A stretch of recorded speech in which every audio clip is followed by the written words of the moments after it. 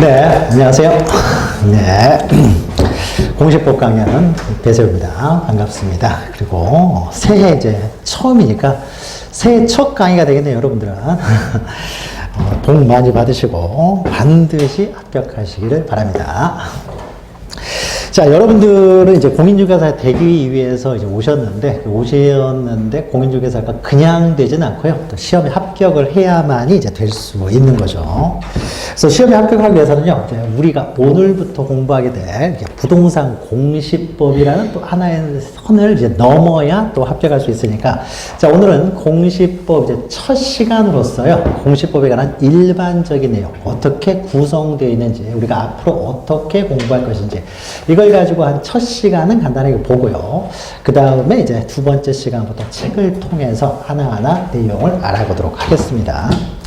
먼저 오늘 이제 오전에 세법을 또 하셨죠. 그래서 우리 공시법 우리 앞으로 공부하게 될 텐데, 공시법이 우리 공인중개사 시험에서 차지하는 위치부터 잠깐 볼게요.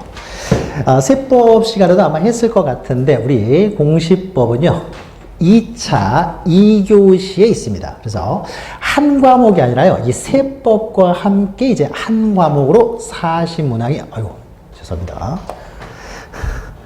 오류예요. 세법과 함께 한 과목으로 이제 사시문항이 이제 출제가 됩니다. 50분 동안의 시험을 봐야 되기 때문에요, 답안지 작성하는 시간까지 하면 이제 한 문제 이제 1분씩에 풀으셔야 되는 거죠. 자, 그러면 이때 40문제가 이제 한 과목으로 출제가 돼요. 자, 그러면은 이제 세법이 이 중에 16문제가 나오고요, 우리 공시법이 이제 24문제가 나와서 이제 40문제가 되는데, 우리 합격하기 위해서는 과락을 일단 면해야 되죠. 과목마다 40점 이상이 되는데, 과목마다 40점을 계산할 때는요, 이 공시세법이 한 과목이다 보니까 한 과목으로 계산을 합니다. 그래서 세법을 다 틀려도 공시법에서 16문제를 맞으면은 과락을 면하게 되는 거죠. 16개가 40점이니까 과락을 면하게 되고, 그 다음에 평균 60점을 넘어야 되잖아요. 그러니까 과락만 면해서 합격을 못하고 이제 60점을 넘어야 되는데, 자, 2차 과목, 하나, 둘, 세 과목에서 이제 평균 60점을 넘어야 되는데, 이때 이 공법이 아주 공포의 법입니다. 공법 그 전에 공부를 좀 하셨는지 모르겠습니다만, 공법 시간에 아마 했을 수도 있을 텐데, 자, 공법은요, 50점 넘는 게 쉽지가 않아요. 그러니까, 공부를 한다고 해도 60점 넘는 사람, 60점 넘기 쉽지가 않고요, 50점 넘기도 쉽지가 않아요. 그러니까 공법은요, 그냥 1차 개론하고 민법 합친 양이라고 생각하시면 됩니다. 그러니까 양이 어마어마해요. 양이 어마어마하다 보니까 이걸 해도 끝이 없어요. 근데 한다고 했는데 거기서 안 나와요. 시험 문제가 또 이제 이상한 데서 나와버리면은, 그러면은 뭐 한 10대 문제는 처음 보는 내용이 나와요. 그러니까 항상 공법은 항상 공포의 법이어서요. 자, 공법은 사실 50점 넘기가 쉽지가 않습니다. 근데 대신에요, 그러니까 평균 60점을 맞춰야 되는데, 대신에 이 중개사법은요, 굉장히 좀 쉬운 편이에요. 그래서 중개사법은 웬만하면은 70점이 다 넘어가요. 그러니까 공법에서 부족한 점수를요, 중개사법에서 보통은 보충을 합니다. 거의 이제 양도 작고, 그 다음에 암기 내용도 많다 보니까 중개사법은 편하기 때문에. 자, 그러면 평균 60점이 되기 위해서는 공시세법에서는요, 60점은 맞아줘야 된다는 거죠. 60점은. 그래서 폐가 가지 않도록 해야 돼요. 그러면 60점을 맞기 위해서는 그러니까 40문항에서 60점을 맞기 위해서는 24문제를 맞아야 되는 거죠. 24문제를 맞으면은 이제 공시세법 합쳐서 24문제를 맞으면 이제 60점이 되는데, 자, 그러면 24문제를 맞기 위해서는 요새 세법이 좀 까다롭게 나와요. 굉장히 어렵게 나옵니다. 그래서 만약에 세법을 내가 좀 잘 못해가지고 반만 맞았다, 그래서 8개밖에 못 맞았어요. 자, 그러면 공시법에서는 16문제는 맞아줘야 24개를 맞추겠죠. 그래서 우리는 공시법은 최소한 이제 16개 이상은 맞아야 돼요.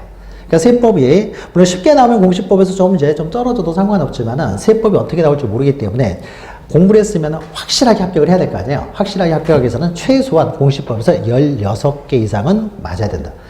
그러니까 우리가 만점을 맞는 공부를 해도 상관없어요. 근데 만점을 맞으려면요, 양이 엄청나게 늘어나요. 해야 될 양이 굉장히 늘어나는 거죠. 아주 지엽적인 거, 어려운 것까지 다 맞추면 만점이 될 텐데, 그러려면은 그럴 만한 시간이 없어요. 다른 것도 공부해야 되기 때문에. 그래서 우리가 너무 지엽적이고 너무 어렵고 너무 깊이 들어가는 거, 그런 것들은 버립니다.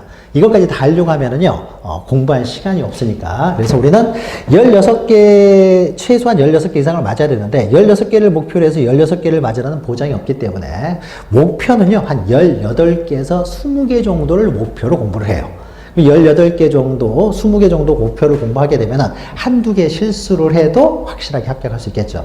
그래서 우리 수업의 방향은요, 만점 맞는 공부가 아니라 20개 정도, 18에서 20개 정도를 맞는 공부를 합니다. 그러면은 최소한 16개 이상은 맞을 수가 있으니까.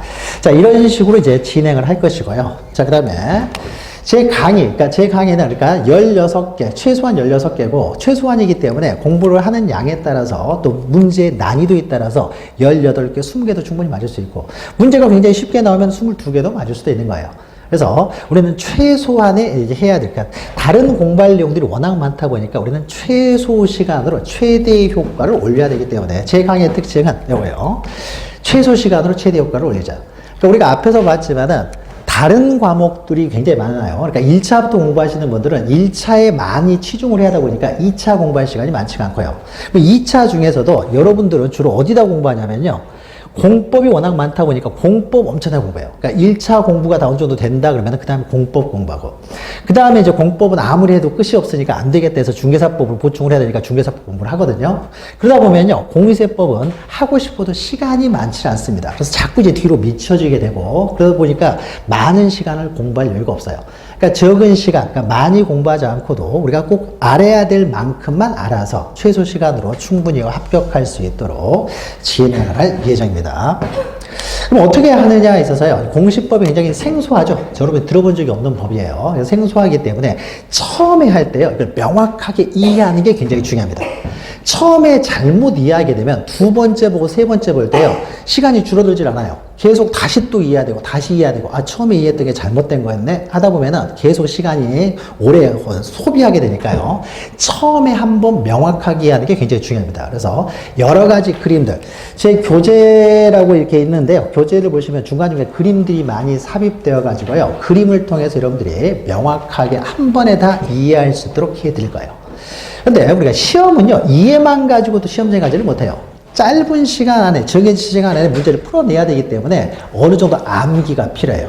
그러니까 시험장 가가지고 계속 하나하나 다 읽고 우리가 1분 안에 한 문제를 풀 만한 여유가 없습니다. 그래서 암기해야 될 것들, 그러니까 이해로 또 해결되지 않는 것들이거든요. 시험 우리가 공부하는 과정에서는.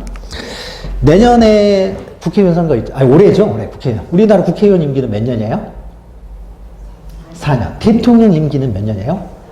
5년. 왜 그래요? 이유가 없어요. 그 외우는 거예요, 이런 것들은. 그러니까 대통령 임기는 5년이고 국회의원 임기는 4년이다. 이런 건 외우는 거지 따로 이해가 아니에요. 그냥 합의해서 이렇게 하자라고 한 거예요. 그건 외워야 되거든요. 그러니까 이렇게 우리가 이해를 통해서 해결할 수 있는 부분이 있는가 하면은 이건 도대체 이해의 문제가 아니라 그냥 딱 결정해가지고 외워라 이거예요. 외워라. 그러니까 그냥 결정되는 거, 이런 것들은 암기할 수밖에 없습니다. 그러면 그런 것들은 어쩔 수 없이 암기를 해야 되기 때문에, 그러면 그 많은 것들을 또 암기하기 쉽지 않으니까 적절하게 이제 암기법 같은 걸 할 거예요. 뭐 두 문자를 딴다든지 해가지고 우리가 꼭 암기해야 될 것들, 이런 것들은 두 문자 이런 것을 통해 가지고 적절히 암기를 통해서 한 번에 이제 이해와 암기를 한 번에 함으로써요, 최소 시간으로 최대 효과를 드릴 수 있도록 할 겁니다. 그래서 구체적으로요, 우리가 교재에 이렇게 있는데, 우리가 교재에 이렇게 있어요. 두껍지 않죠. 그림도 많이 들어가 있습니다. 그래서 이 교재에 있는데요, 이론은요, 이 교재만 보면 충분해요. 시중에 뭐 두꺼운 기본서들 많이 있는데 다 볼 필요 없습니다. 이 교재만 보시면요, 이게 그 전에 작년에도 재작년에도 했던 내용인데, 실제 시험 문제가 아무리 어렵게 나와도요, 이 교재 안에서 20문제는 반드시 나와요. 문제가 쉽게 나오면 더 이상도 나오기 때문에. 그리고 만약 이 교재에 없는 그 네 문제가 나왔다 그러면 그것은요, 어느 교재에도 없는 것들이에요. 그러니까 아주 이상한 내용들, 틀리라고 나오는 문제예요. 그러니까 그런 것들은 아예 공부를 한다고 해서 맞출 수 있는 문제들이 아닙니다. 그러니까 틀리라고 나오는 문제들이 나오기 때문에 이제 그런 것들은 버리고요. 그래서 여기 교재, 두껍지 않은 교재, 요 교재만 보시면 이론적인 내용은 20문제를 만드는데 전혀 지장이 없으니까 이것만 계속 반복하시면 돼요. 그래서 우리가 1, 2월에도 이걸 볼 것이고요. 그러니까 요것만 보면 되기 때문에 3, 4월 심화 과정에도 요것만 볼 것이고요. 요약 과정에서도 요것만 볼 거예요. 그러니까 같은 책을 계속 반복해야 이제 기억이 오래 남겠죠. 교재가 자꾸 바뀌는 것은 좋은 게 아니고. 그러니까 어느 정도 수준의 딱 교재를 가지고 계속 반복하는 게 중요한 거죠. 그러면은 이걸 한 3번, 4번 보면요, 5번째 볼 때는요, 금방 보게 돼요. 그러니까 아주 두꺼운 건 아니기 때문에. 그래서 이것만 보시면은 이론 내용은 뭐 더 이상 할 게 없다. 더 깊이 들어가는 내용은 여러분 할 수 있는 여유도 없을 거예요. 요만큼만 보시면 되고요. 그 다음에 또 우리가 문제를 풀어나가야 되기 때문에, 문제를 풀어야 또 합격을 하기 때문에, 문제집으로는 아직 안 나오는데, 기출문제집이 있어요. 제가 만들어 놓은. 그래서 아마 이제 나중에 기출문제를 줄 텐데, 이게 10개년 기출문제예요. 그러면 문제는요, 시중에 나온 문제들 굉장히 두꺼운 것들을 많이 씁니다. 그 많은 문제들 다 필요 없어요. 그렇게까지 문제가 나오지도 않고요. 그러니까 우리는 기출문제, 10개년 기출문제만 보면은요, 충분합니다. 근데 10개년 기출문제에다가, 앞으로 나오게 될 문제집에는 기출문제에다가 10년이 지났지만 좀 필요하다고 생각하는 기출문제들, 그런 것들은 약간 더 추가를 했어요. 그래서 문제는 우리 앞으로 나눠드릴 기출문제집, 그것만 보시면 돼요. 그러니까, 그러면은 이론은 요 짧은 책 하나하고, 문제는 기출문제집, 그거 하나. 그러면 충분합니다. 여러 개 볼 필요 없어요. 이것만 가지고도 우리 공시법 24문제 중에서 20문제를 만드는 데는 전혀 지장이 없다는 거죠. 더 깊이 들어갈 필요도 없고, 또 그 이외에서 나오는 것들은 어떤 책을 봐도 못 맞추는 문제예요. 못 맞추는 문제니까. 그래서 그런 식으로요, 양을 최소화시킬 거예요. 양을 최소화시키고 그것을 계속 반복해서 보시면 됩니다. 대신에 양이 많지 않기 때문에 이걸 반복해서요, 여기 안에 있는 내용은 확실하게 이해하셔야 돼요. 그러니까 이 안에서 나왔는데도 틀리면은 이건 좀 억울하죠. 그러니까 적어도 요 안에서 대부분 나오니까 우리가 요 자료, 기본서라고 할 수 있는 이 자료하고 그 다음에 나중에 나오게 될 기출문제집, 그 두 곳만 계속 반복하시면 공시법에 있어서는 더 이상 뭐 할 게 없습니다. 어떤 우리 학원이 아니라 다른 학원의 모의고사 아니 어떤 시험을 보더라도요, 전부 다 고득점을 맞을 수 있어요. 24문제에서 20문제면 고득점입니다. 공시법에서는. 자, 이런 식으로 이제 강의를 계속 진행해 나갈 것이고요. 자, 그러면 이제 첫 시간이니까요, 우리 공시법, 우리가 앞으로 공부해야 될 공시법이란 무엇이고 어떻게 구성되어 있는지 그 내용을 좀 보려고 해요. 자, 우리 책 여러분 교재에서요, 한 페이지 넘기고 또 한 페이지 넘기고 또 한 페이지 넘기면은 부동산 공시제도의 구조 이렇게 되어 있는 부분이 있죠. 여기 이렇게 그림 그려져 있고, 앞부분에 부동산 공시제도의 구조 앞부분에. 자, 여기서요, 이걸 가지고 이 시간에 할 거예요. 그래서 공시법이 무엇이고 어떻게 공부를 해야 되냐, 이걸 먼저 알아야 되죠. 공시법이 무엇인지부터 알아야 되기 때문에. 자, 먼저 보죠.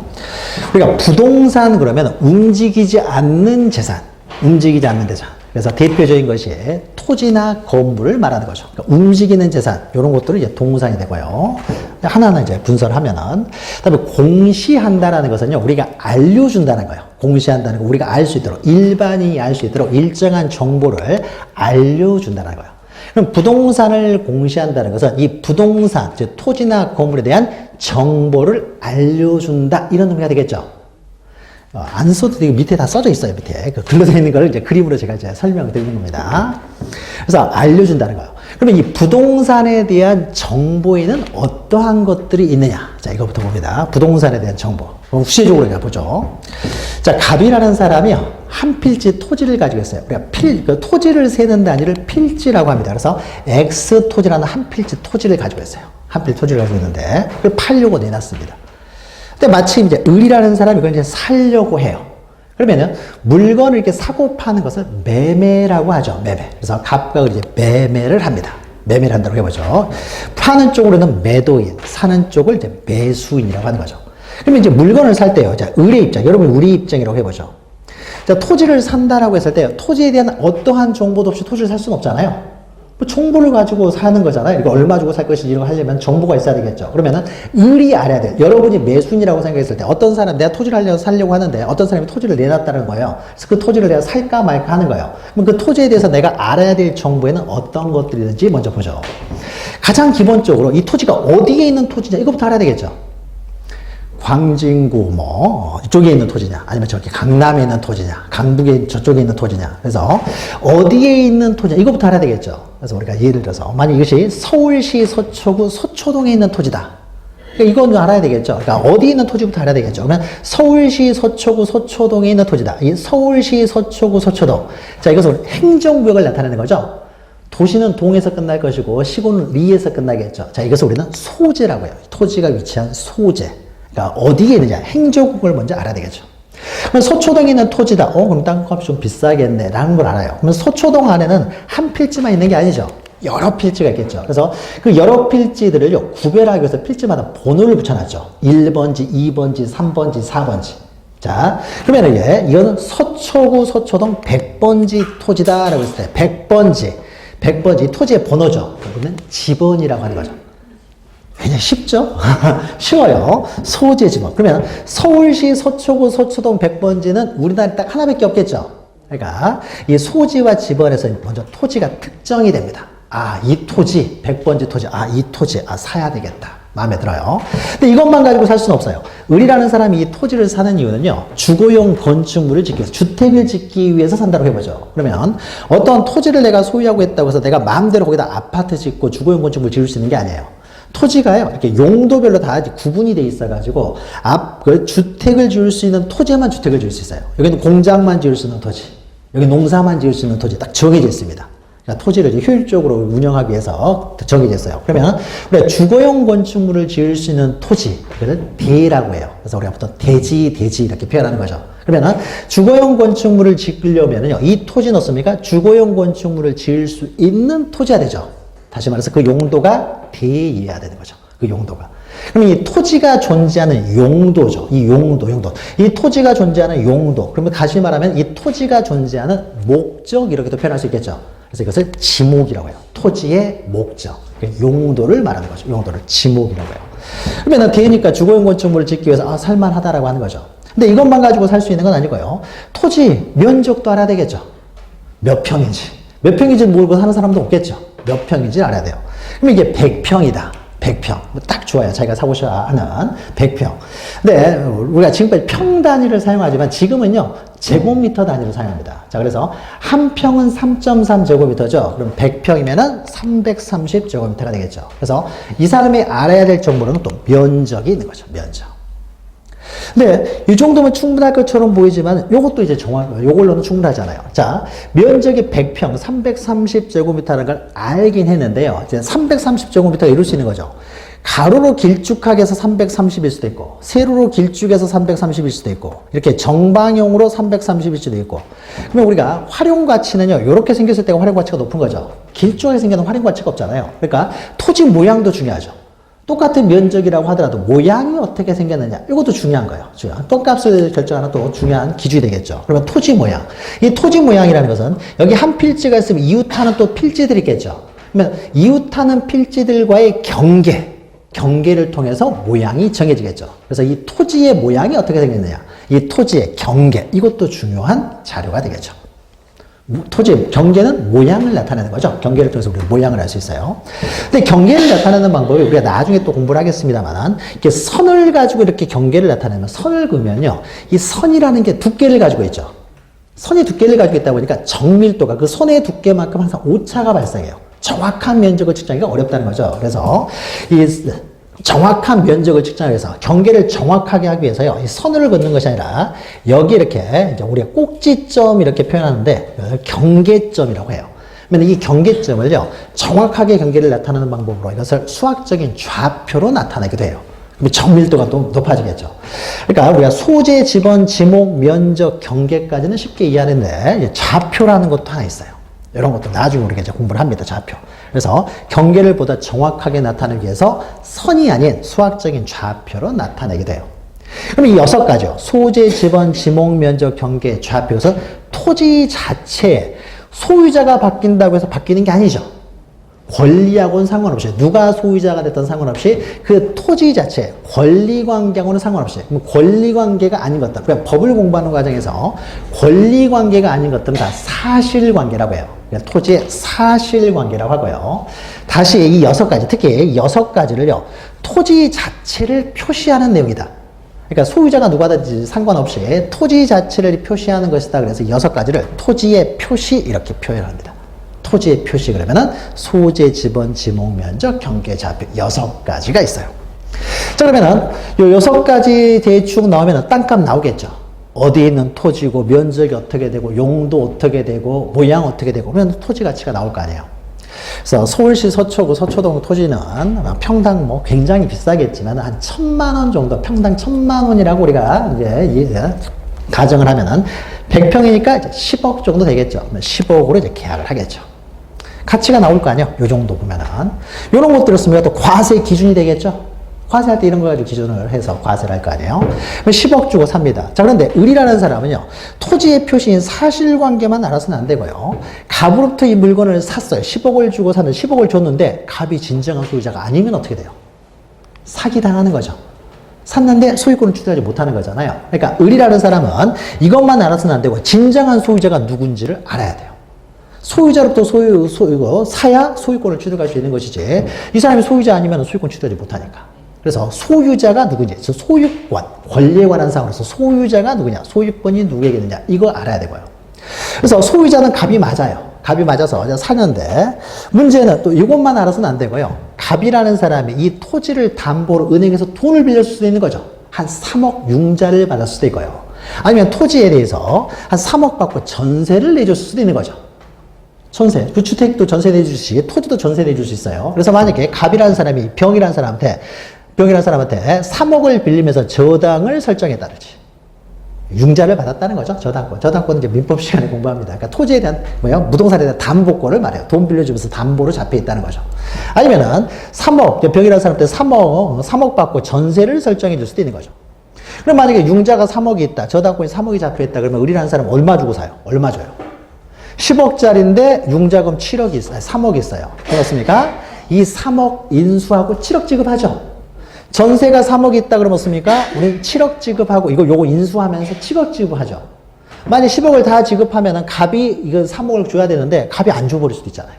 그러니까 차라리 내가 7억만 지급하고 직접 주는 게 안전한 것이 되는 거죠. 그래서 보통은 요거 인수하고 7억을 지급하는 게 일반적이죠. 그게 안전한 거죠. 그러니까 을이라는 사람은요, 권리관계로서 소유자만 알아서는 안 되고 소유자 이외에요. 혹시 이 토지를 둘러싼 다른 저당권은 없는지, 전세권은 설정되어 있지 않은지 이런 것들까지 알아야 되는 거죠. 이런 것들까지. 소유자만 알아서는 안 되고요. 자, 이런 것들은 소유권자가 누가 되느냐, 저당권이나 전세권이 혹시 설정되어 있지는 않느냐, 이런 것들은 그 부동산에 대한 권리관계라고 할 수 있는 거죠. 권리관계. 자, 그래서 을이 알아야 될 정보, 이 정보는요, 토지의 표시인 사실관계만 알아서는 부족하고 권리관계도 알아야 되는 거죠. 권리관계. 그러면은 우리가 부동산에 대한 정보에는 이 권리관계하고 이제 사실관계인 토지의 표시가 있다는 거죠. 자, 그러면은 여러분들이 이제 나중에 공인중개사가 되시면은요, 이걸 매수인에게 설명해 줘야 될 내용이에요. 중개를 하려면 이 사람 설명해 줘야 될 거 아니에요. 그 어디 있는 토지 물어봤는데 그걸 나한테 물으세요. 이러면 안 되는 거잖아요. 용도가 어떻게 됩니까? 저도 잘 모르겠는데요. 이러면 뭐 장사 안 하겠다는 거죠. 그러니까 매수인에게 이런 매수인이 궁금해할 내용들을 여러분이 다 설명해 줘야 될 내용이죠. 그러니까 이 토지의 정보. 그런데 전국에는요, 한 3,500만 필지 정도가 있습니다. 토지만 가지고요, 한 3,500만 필지가 있는데 그 많은 토지의 이 정보들에 대해서 공인중개사가 다 외우고 있을 수는 없잖아요. 외우고 있을 수가 없잖아요. 전국에 있는 모든 토지를 다 중개하고 싶은 거 아니에요, 여러분들은? 근데 그것을 할 수가 없죠. 다 외우고 있을 수가 없죠. 외울 필요가 없습니다. 외울 필요가 없이요. 이 부동산에 대한 정보들을요, 국가가 공적인 장부를 통해서요, 공시를 해주고 있어요. 장부를 통해서. 그러니까 여러분들은 외울 필요가 없고요. 그 장부를 보는 법만 알면 됩니다. 장부만 볼 줄 알면 되죠. 그럼 보다 구체적으로 이제 보죠. 토지의 표시, 이제 밑에 있는 그림이에요. 밑에 있는 그림. 그러니까 다시 하면은 토지의 사실관계 그러면 소재, 지번, 지목, 면적, 경계, 좌표가 있을 거예요. 그 다음에 권리관계 그러면 소유권과 소유권 이외의 권리로서 뭐 저당권, 전세권 등이 있는데, 자, 이런 것들 우리가 외울 필요가 없이요, 국가에서 이것을 장부를 통해서 공시를 해주겠다는 거죠. 그러면은 토지의 표시는 어디를 다 기록해서 공시하느냐에 있어서요, 지적 공부라는 게 있어요. 그래서 한자라면 지는 토지고요, 적은 정보를 나타내는 한자예요. 그러니까 인적사항 그러면 사람에 대한 정보죠. 지적사항 그러면 토지의 정보라는 거죠.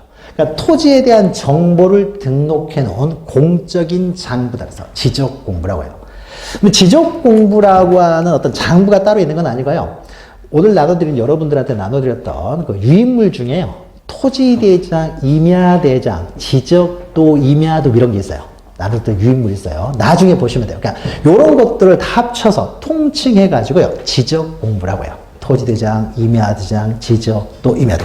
이런 것에 이제 등록을 해가지고 공시를 합니다. 그러니까 우리는 지적 공부 보면 되는 거예요. 궁금하면 지적 공부를 보면 되는 거죠. 그러면 이제 권리관계는 어디다가 공시하느냐 하면은요, 이 부동산 등기부라는 게 있어요. 이 부동산 등기부에 등기하여 공시합니다. 여기서 등록이라는 단어하고 등기라는 단어는 동일한 의미예요. 동일한 의미인데 둘 다 등록이라고 단어를 사용하면은 어디다 기록했는지 둘 다 기록한다는 의미예요. 기록을 하는데 둘 다 등록이라고 사용하면 어디다 기록하는지 헷갈릴 수가 있잖아요. 그러니까 이런 것들은 이제 지적 공부에 기록할 때는 등록이라고 하고 등기부에 기록할 때는 등기라고 해요. 둘 다 기록이라는 의미예요.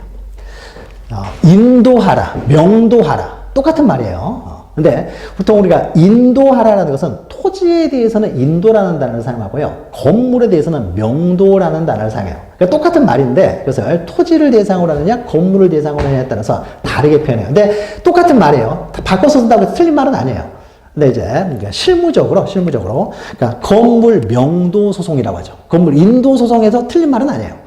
토지 인도 소송이라고 해요. 토지 명도라는 단어는 잘 사용하지 않고요. 그러니까 똑같은 말인데 대상이 무엇이냐에 따라서 다르게 좀 표현할 뿐이에요. 그러니까 지적 공부에 기록할 때는 등록, 등기부에 기록할 때는 등기라고 합니다. 그러면 똑같은 토지에 대한 어떤 기록인데 이렇게 왜 달리 이렇게 기록을 하냐? 장부를 이렇게 이원화시켜서 기록하냐면요.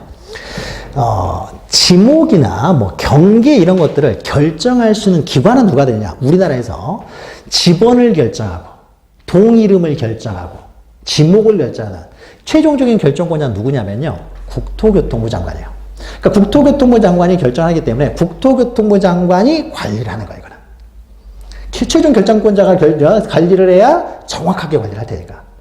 그러면은 이 물건의 소유권은 누구에게 되느냐? 소유권이 다툼이 생기면 국토교통부 장관한테 가는 게 아니죠. 어딜 갑니까? 법원을 가죠. 법원. 그러니까 소유자가 누가 되냐? 최종적인 결정권자는 법원이에요. 그래서 법원에서 이 장부를 정확하게 관리할 수 있으니까. 그러니까 결정권자, 최종적인 결정권자가 다르다 보니까 이렇게 이원적으로 이렇게 기록이 돼 있어요. 장부를. 그래서 지적공부는 국토교통부 장관이, 등기부는 이제 법원. 네, 법원에서는 재판하러 바쁘니까 이 등기 업무만을 위해서 특별히 이제 등기소를 따로 두기도 하죠. 등기소를. 그래서 좀 기관이 다르다 보니까 이원화돼 있어요. 그리고 여기서 이제 굉장히 우리가 앞으로 이제 공부하는 과정에서 중요한 내용이 하나 나오는데요. 이 지적 공부가 존재한 이걸 만든 이유는 뭐냐? 지적 공부를 만든 이유. 이게 목적이 틀려요. 예, 정보를 기록하는 목적이 틀려요. 지적 공부를 만들게 되는 것은요. 기본적으로 과세예요. 과세. 이런 게 있어야 면적이 얼마인 줄 알고 과세를 할 거 아니에요. 과세를 하려면 이런 기록들을 알고 있어야 되겠죠. 이 토지는 몇 평인 줄 알고 거리에 맞춰서 과세를 하겠죠. 이 토지 용도를 알아야 과세를 할 거 아니에요. 그러니까 지적 공부는 삼국시대에도 있었겠습니까? 그때도 세금을 걷었을 거 아니에요. 근데 근대적인 지적 공부는 아니지만 그때에 맞는 또 지적 공부는 있었겠죠. 그러니까 국가가 생기면 과세를 하고 위해서는 정보가 있어야 과세를 할 거 아니에요. 그래서 지적 공부는요, 기본적으로 과세 장부예요. 과세 장부. 그러니까 행정부에서 두는 거예요. 행정부에서 두는 거고. 자, 행정부에서 두는 거예요. 그러면 과세는 누구한테 하냐면요. 요걸 가지고 과세를 하겠죠. 요거면 가격이 정해질 거 아니에요. 그러면 거기에 맞춰서 과세를 하겠죠. 그럼 과세를 할 때는 소유자에게 과세를 하겠죠. 저당권자에게 과세합니까? 전세권자에게도 과세 안 해요. 자, 그러면은 기본적으로 이것은 과세 장부이기 때문에 그러면 과세를 얼마 할 것인가 정했으면요. 그 다음이었습니까? 소유자한테 과세를 해야 될 거 아니에요. 그래서 이 소유자는요. 소유자는요. 과세를 위해서 지적 공부에도 기록을 해요. 기본적으로 과세하는 거예요. 그러니까 지금에 와서는 좀 더 넓은, 더 넓은 이제 목표를 가지고 만들어져 있지만 기본적으로는 과세장부터 기억하시면 돼요. 그래서 이 소유자는 지적 공부에 기록을 합니다. 그러니까 토지의 표시 외에 지적 공부에 소유자를 기록하고요. 그 다음에 등기부에는 권리관계를 기록한다고 했는데 그러면 권리관계를 기록을 할 때요.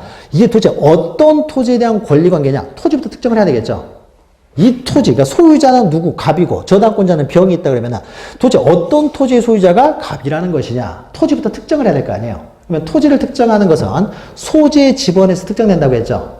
그래서 소재 지번만으로 충분히 특정되지만 지목 면적 요 네 가지는요. 토지를 특정하기 위해서 등기부에도 기록을 해요. 그럼 여기서 이제 중요한 내용이 나와요.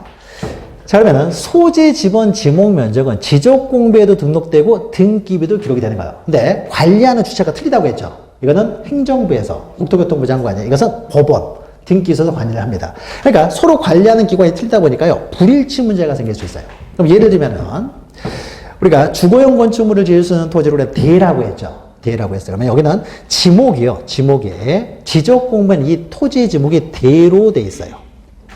근데 이 등기부에는요, 이 토지의 지목이요, 그 농사 짓는 토지, 특히 밭은 전이라고 합니다. 전. 노는 답이라고 하고요. 이렇게 전이에요. 그러면은 밭이라는 의미예요. 토지의 용도가. 그러면은 등기부에는 똑같은 토지가 여기는 등기부는 전으로 돼 있고요. 그 다음에 지적 공부는 대라고 돼 있어요. 대라고 돼 있어요. 불일치가 생겼다는 거죠. 하나의 토지는 하나의 지목만을 가질 수 있습니다. 그래야 거기에 맞춰서 하나의 기준에 따라서 과세를 할 수밖에 없으니까요. 두 개의 지목을 가질 수는 없어요. 그럼 이 토지의 지목은 대가 맞겠습니까? 전이 맞겠습니까? 불일치할 때. 불일치할 수가 있죠. 자, 그러면은, 이제 보죠. 이 소재 지번 지목면, 여기 소재 지번 지목면적 경계좌표는요, 지적 공부에서 결정이 된다고 했죠. 지적 공부에서 결정이 되고, 등기부에는 이 권리를 기록하기 위한 토지를 특정하는 수단으로서 그냥 기록될 뿐이에요. 그러니까 등기부에서 소재 지번 지목 면적을 결정할 권한이 없다는 거죠. 그러면은 등기부에 있는 소재 지번 지목 면적은요, 지적 공부에 있는 걸 그대로 옮겨 적는 것 뿐이에요.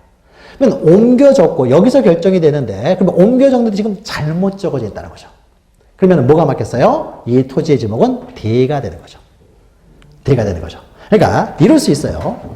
원래는 이 토지의 지목이 전이었는데요. 여기서 국가로부터 허가를 받아가지고요, 대지로 바뀔 수가 있어요. 지목이 바뀔 수도 있습니다.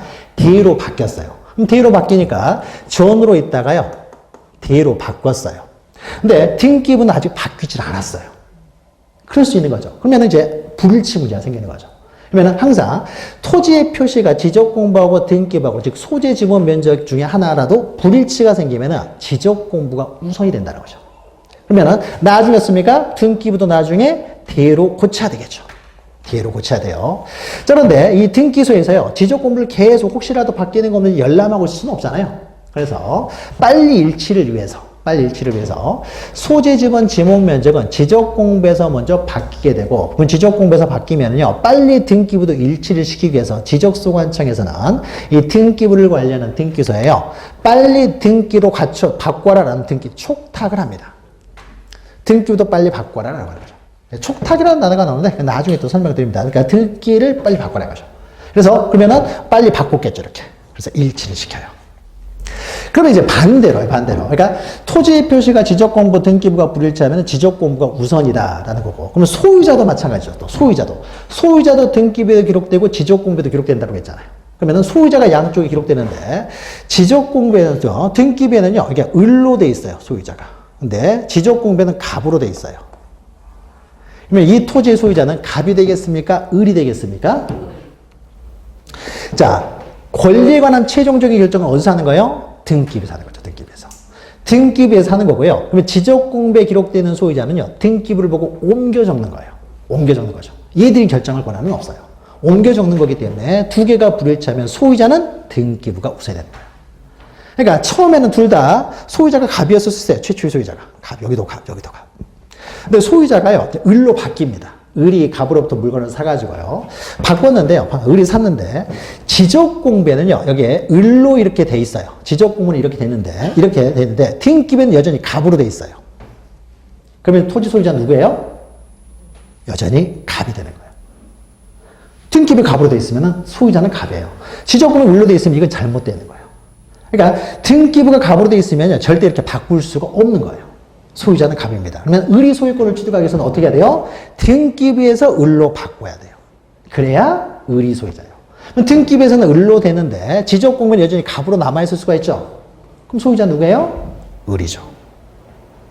그러니까 소유권을 취득하고 싶으면요, 지적공부에 어떻게 기록되냐, 이건 아무 의미가 없는 거예요. 등기부의 소유자로 기록되어 있어야 진정한 소유자가 되는 거예요. 그러면 소유자는 당연히 등기부부터 먼저 바뀌겠죠. 그럼 등기부가 바뀐 다음에 지적공부도 빨리 바꿔야지, 지적공부를 안 바뀌어가지고 불일치가 있으면 혼란이 생길 수가 있기 때문에 등기소에서는요, 소유자를 변경하는 이렇게 등기를 하게 되면요, 지적공부도 빨리 바꿔라 해서 등기 완료 통지라는 걸 합니다. 등기가 갑에게서 을로 완료가 됐으니까 지적공부도 빨리 바꾸세요 라고 통지를 해요. 그래서 이 두 제도를 통해서 두 장부의 일치를 꾀하고 있습니다. 꾀하고 있어요. 자, 이런 내용도 우리가 나중에 공부할 거예요. 일단 장부가 정보를 공시하는 것이 사실관계와 권리관계가 이렇게 이원화되어 있다 보니까 이런 문제가 이제 발생을 하는 거죠. 자, 그러면요. 이때 좀 더 이제 들어가서요. 그러면 이때 이제 지적 공부에 토지의 표시와 구수적으로 소유자죠. 소유자를 기록하여 등록하여 공시하는 제도를 지적제도라고 봐요. 이 지적제도를 규율하는 법으로요, 공간정보의 구축 및 관리 등에 관한 법률이라는 게 있어요. 근데 공간정보의 구축 및 관리 등에 관한 법률, 너무 법이 길죠? 줄여가지고 공간정보관리법. 더 줄이면은 공간정보법. 근데 이것은요, 결국 지적제도를 다루는 법이기 때문에 우리가 줄여서 그냥 단순히 지적법이라고 표현을 해요. 그러면 정확한 명칭은 공간정보의 구축 및 관리 등에 관한 법률. 그래서 한 페이지만 넘기시면 제1편 해가지고 나오죠. 공간정보의 구축 및 관리 등에 관한 법률. 자, 이것을 우리가 줄여가지고, 그러니까 이건 지적제도를 규율하는 법이기 때문에 간단하게요, 지적법이라고 표현을 하는 것이고, 정확한 명칭은 공간정보의 구축 및 관리에 관한 법률입니다. 그럼 이때 또 밑에요, 부동산의 이제 표시, 몇 가지 표시하고 이 권리관계를 등기부에 등기하여 공시하는 제도를 부동산 등기제도라고 하고, 이 부동산 등기제도를 규율하는 법으로 부동산 등기법이 있어요. 그럼 우리가 부동산 공시법, 부동산을 공시한다는 것은 부동산의 정보를 알려준다는 거죠. 이러한 정보를 알려주는 이 두 개의 법을 부동산 공시법이라고 해요. 그럼 우리가 부동산 공시법 시간에는 지적법과 등기법, 이 두 가지를 다루게 됩니다. 두 가지. 그러면 이 두 가지에서 하는 건 뭐예요? 토지. 이것을 어떻게 등록하느냐. 그 절차. 그리고 등록된 내용 우리가 어떻게 열람하거나 등본을 발급받느냐. 이런 과정들을 다루게 돼요. 그래서 이제 좀 더 들어가면은요. 우리가 지적법, 우리가 부동산 그러면 토지와 건물 두 가지가 있어요. 대표적으로. 근데 여기서는 지적법이라고 돼 있죠. 그러면 토지와 건물이 있는데 이 지적법에서는요. 건물을 다루지도 않아요. 토지만을 대상으로 합니다.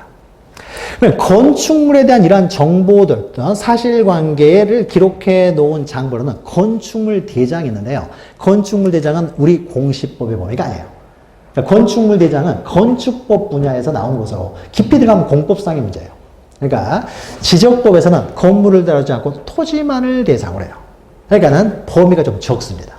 근데 등기법은 부동산 등기법이라고 했죠. 부동산이니까 토지와 건물이 모두 포함되겠죠. 자, 그래서 토지와 건물 모두 다뤄요. 그러니까 지적법보다는요, 등기법이 훨씬 복잡해요.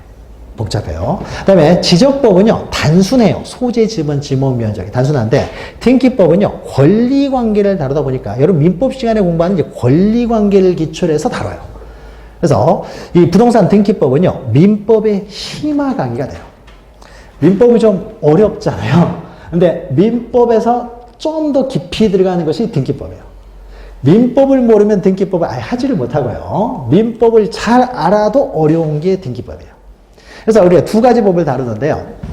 이 지적법은요, 우리가 이제 두 가지 법이 있는데, 우리가 공시법 24문제가 나온다고 그랬죠. 그러면 24문제가요, 딱 이렇게 규정 있게 여기서 12문제, 여기서 12문제가 나와요. 그래서 24문제 나오는데요.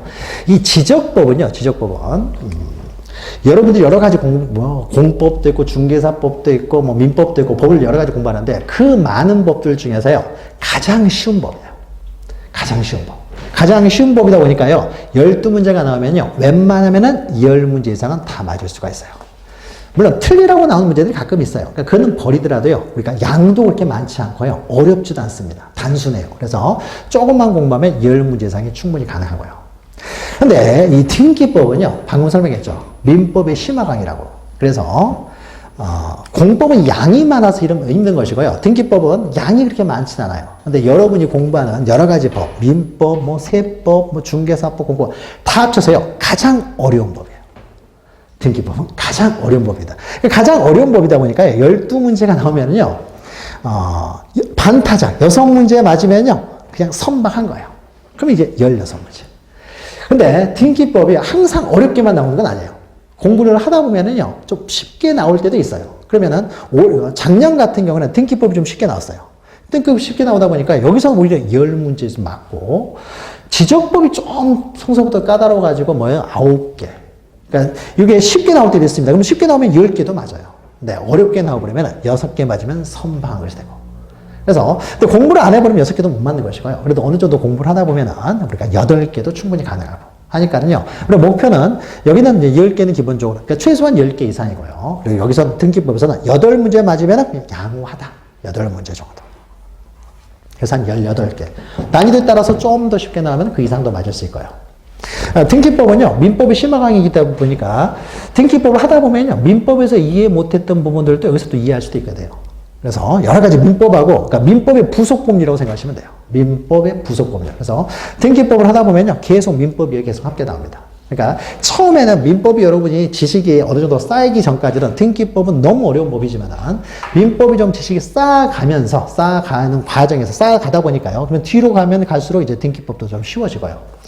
근데 등기법은 굉장히 이해를 요하는 과목이다 보니까 굉장히 어려워요. 근데 이해를 요하는 것이요, 간단한 이해가 아니라 좀 깊이 있는 이해가 요구합니다. 그러니까 처음에 공부할 때는 굉장히 어렵지만요, 한번 이해만 해놓으면요, 암기할 게 없어요.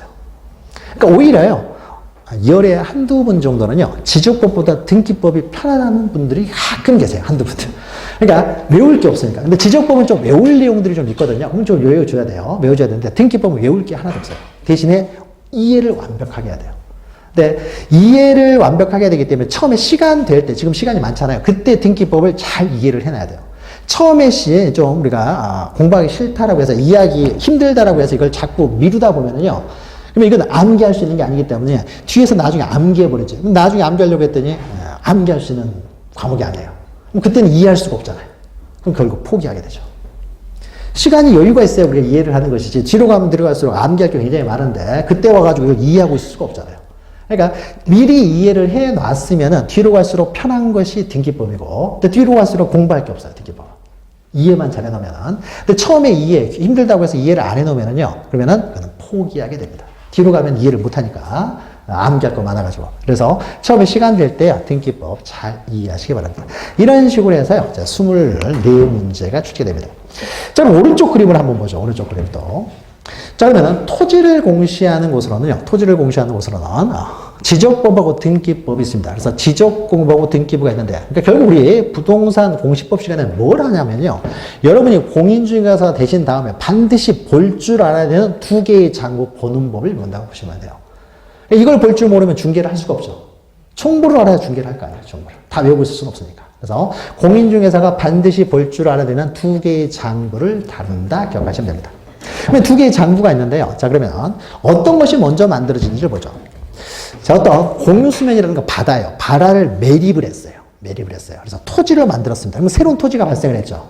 새로운 토지가 발생했으면 그 토지에 대한 정보를 이제 공시를 해야 될 거 아니에요. 근데 공시하는 방법으로 지적공부가 먼저 만들어지느냐, 등기부가 먼저 만들어지느냐. 자, 뭐가 먼저 만들어지겠어요? 밑에 써져 있네요. 토지가 있고 권리가 있는 것이, 물건도 없는데 무슨 권리가 발생할 수는 없잖아요. 그러니까 토지가 있고 토지에 대한 소유권이 나오는 것이죠. 그러니까 먼저 지적공부가 먼저 만들어집니다. 지적공부가. 그럼 지적공부가요, 앞에서 잠깐 설명드렸죠. 우리 나중에 지적공부를 읽는 법을 나중에 공부를 합니다. 그러니까 크게 이런 식으로 되어 있어요. 아까 설명드렸죠. 대표적인 게 토지대장으로요, 토지의 표시가 기록되면서 이걸 주 목적으로 하면서 부수적으로 소유자도 기록한다고 했죠.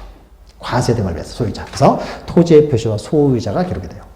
그러면은 새로운 토지를요, 최초로 지적공부에 등록하는 것을 우리는 신규 등록이라고 합니다. 그래서 신규 등록을 통해서 지적공부가 만들어지고요.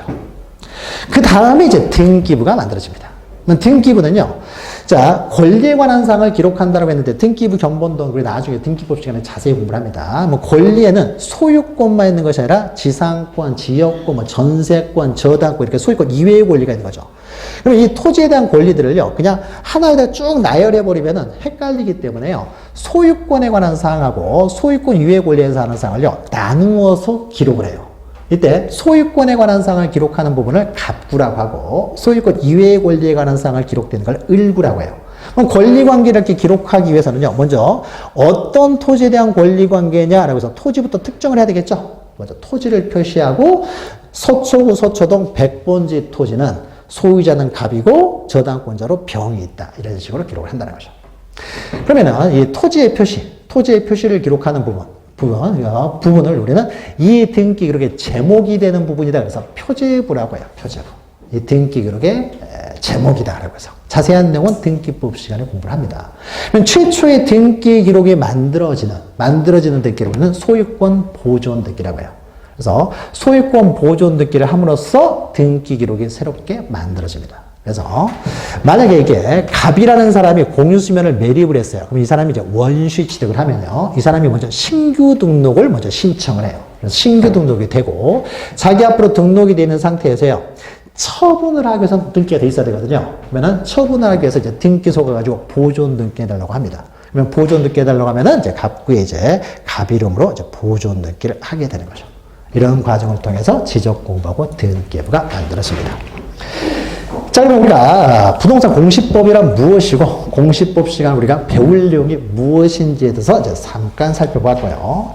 그래서 이제 넘기시면은요. 자, 지적공부가 먼저 만들어지고 나중에 등기부가 만들어지다 보니까 제1편에서는 지적법을 먼저 하고요. 제2편에서 등기법을 하게 됩니다. 자, 그러면 잠시 쉬었다가요. 이제 제1편 지적법부터 이제 하나씩 해 나가도록 하겠습니다. 잠시 쉬었다 가도록 하죠.